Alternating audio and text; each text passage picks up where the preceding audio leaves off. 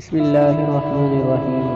عن أبي محمد الحسن بن علي بن أبي طالب رضي الله تعالى عنهما قال قال رسول الله صلی اللہ علیہ وسلم. حضرت ابو محمد حسن بن علی بن ابی طالب رضی اللہ تعالی عنہما سے روایت ہے کہ مجھے حضرت صلی اللہ علیہ وسلم کی یہ باتیں یاد ہیں.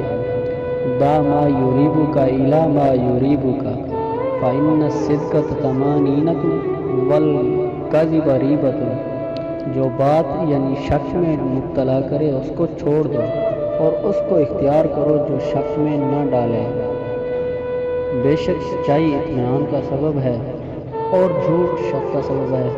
یریبو کا جس کے حلال ہونے میں شک ہو اس کو چھوڑ دو اور اس کی طرف جھک جاؤ جس میں شک نہ ہو. پلیز اگر ہماری یہ ویڈیو اچھی لگی ہو تو ہمارے یوٹیوب چینل کو سبسکرائب اور لائک شیئر ضرور کریں. شکریہ.